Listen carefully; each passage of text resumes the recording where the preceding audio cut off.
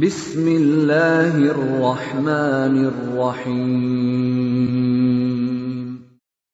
وَلْتَكُنْ مِنْكُمْ أُمَّةٌ يَدْعُونَ إِلَى الْخَيْرِ وَيَأْمُرُونَ بِالْمَعْرُوفِ وَيَنْهَوْنَ عَنِ الْمُنْكَرِ.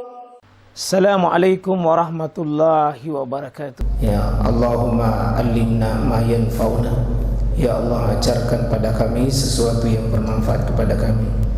Ya, semoga Allah memberikan manfaat dari apa yang kita ilmui, apa yang kita yakini. Karena agama kita, jemaah sekalian, tidak akan bisa apa-apa kalau kita tidak ilmui. Dan apa kita ilmui tidak akan ada hasilnya, tidak ada apa-apanya kalau kita tidak amalkan. Tidak boleh berhenti belajar, terus belajar, terus belajar, belajar. Karena agama Islam ini, innal Islam la budda illa fil ilm. Islam ini tidak bisa tanpa ilmu. Wa innal Islam la budda illa fil amal. Dan Islam ini tidak bisa kalau tanpa diamalkan, Pak. Tidak boleh hanya menjadi sebuah catatan di buku kita, hanya menjadi kumpulan di otak kita lalu kita tidak hadirkan. Seperti ini ya bapak-bapak, ya bagusnya memang kita hadirkan puasa Senin Kamis, puasa Senin Kamis, Senin Kamis. Ya, mari kita belajar untuk mengambil bagian ini. Kalau belum bisa sunnah semua diperagakan dalam hidup kita, ya belajarlah sunnah yang sunnah pekanan lah, seperti ini. Senin Kamis, Senin Kamis, Senin Kamis, Senin Kamis. Ya, saya tunggu-tunggu ini jamaah apa untuk ya bagaimana kira-kira bisa kita bergabung bersama-sama. Ya, sama-sama mungkin Pak, saya yakin percaya Bapak puasa Senin Kamis juga, tapi di rumahnya mungkin masing-masing bukan. Pak ya, begitu kira-kira Pak. Nah, jadi mungkin kita sama-sama Pak, bagus kalau misalnya Kamis ada di sini kumpul semua baik. Yang ada cendoloknya dibawa. Yang ada es buahnya, yang ada jalan kotanya, ini sini sama-sama mungkin bagus Pak. Di sini kita kasih penuh dan jangan kita tinggal diam. Ya. Dan jangan kita menikmati sendiri tanpa ada kepedulian dengan saudara-saudara kita. Gimana Pak ya? Insya Allah, jadi biar kami ini tidak ada, tapi lebih penting lagi ketika kami ada ini, ya Bapak tetap puasa Senin Kamis sama-sama di sini. Tidak mesti dulu banyak-banyak, tapi jelas sekali nih hadis ini bahwa ya turfa'ul a'mal ila rabbil alamin yaumil isna'in wal khamis. Sungguh amalan itu akan dilapor kepada Allah pada hari Senin dan Kamis, pada Allah Subhanahu wa taala sebagai laporan pekanan, Pak. Senin itu nama istimewa di sisi Allah Subhanahu wa taala. Ya. Jadi mau melihat amalan istimewa Pak pada hari Senin, karena disitulah dilapor amalan kita sepekan. Dilapor khusus oleh Allah betapa pentingnya hari Senin dan Kamis. Nah, itu tadi kami sudah sampaikan Al-Ah Zulkifli. Nanti semua peserta puasa Senin Kamis ini dibuatkan grup khusus. Ya, kita tambah semua di situ. Kita minta komitmennya bersama-sama hadir untuk bisa Senin Kamis, Senin Kamis, Senin Kamis. Kita saling mengingatkan. Kalau sudah hari Ahad besok, kita saling mengambil bagian, Pak. Ya, latihan untuk tidak makan dan tidak minum dulu pada hari Senin, kecuali nanti di saat maghrib. InsyaAllah Pak, bagaimana bisa-bisa Pak kita sama-sama. Iya, sama-sama insyaAllah, karena ada itu Pak, pelaksanaan seperti ini lebih semangat, lebih kalau di kita pupuk kebersamaan seperti ini. InsyaAllah ada waktunya kita buka puasa sendiri-sendiri, itu juga mungkin ada kenikmatannya. Tapi kalau bersama-sama juga begini Pak, wah tadi seperti itu, apa tadi itu dari ujung tanah itu satu kantong. Oh kambing, asipana Pak, itu rasanya kebersamaannya itu. Nah cuma tadi Muntah Pak. Saya cari tadi piring untuk lomboknya karena tidak bisa dikasih tisu. Nah, jadi kalau seandainya ada piring-piring tak juga disiapkan, bagus lagi di situ Pak, lebih semarak. Dan siapa yang melayani orang berbuka puasa Pak, pahala tak juga dapat. Siapa menyiapkan, pahalanya sama, tidak mengurangi orang yang bersangkutan. Ya, kalau belum bisa pakai puasa Senin Kamis karena ada penyakit-penyakit tertentu atau ada urusan tertentu Pak, hadir makin saja di situ. Siapkan apa yang dia butuhkan, kita dapat pahala puasanya tanpa mengurangi yang bersangkutan. Ya, alhamdulillah minimal misalnya seperti tahu ada air mineralnya 1 dos, yang tidak bawa air minum ada air mineral.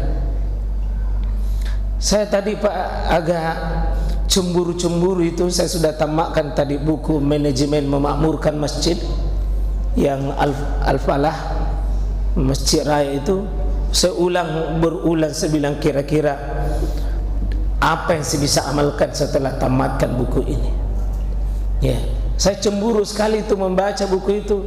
Orang dikasih makan siang itu Pak, itu sekitar 1000 orang dikasih makan, 1000 orang dikasih makan. Bahkan pernah 2000 orang itu datang berjamaah, dikasihkan semuanya. Nah tidak tahu jina habis uangnya. Itulah keberkahan Pak mengurus hamba-hamba Allah ini. Iya, 1000 orang dikasih makan nasi dos, tidak habis uangnya Pak.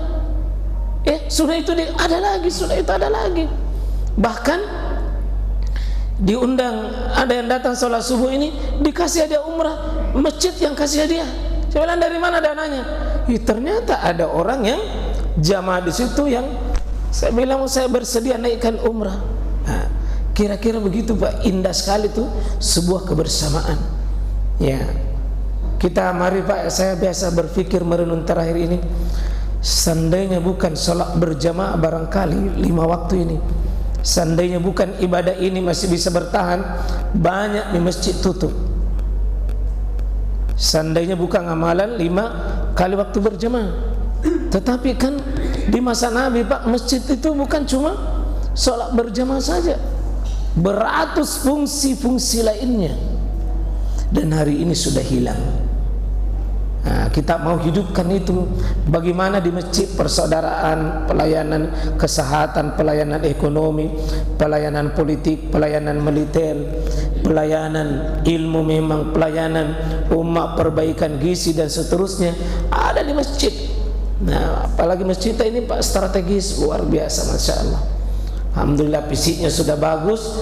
Tinggal ini membina bagaimana supaya lebih banyak dan lebih makmur insyaallah. Ya, semoga orang-orang yang ikhlas mengurus rumah Allah ini, semoga Allah juga istiqomahkan kebaikannya.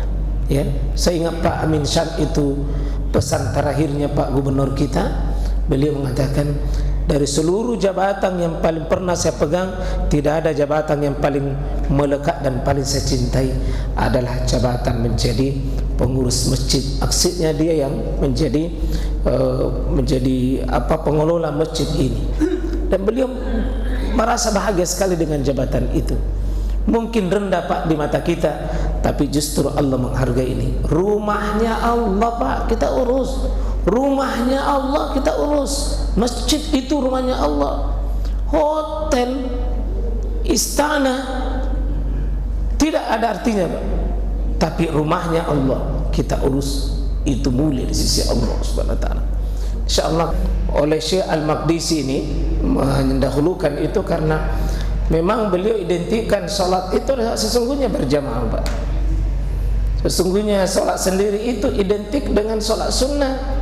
Dan sholat sunnah itu yang sendiri. Adapun sholat 5 waktu itu identik berjamaah Pak. Ya.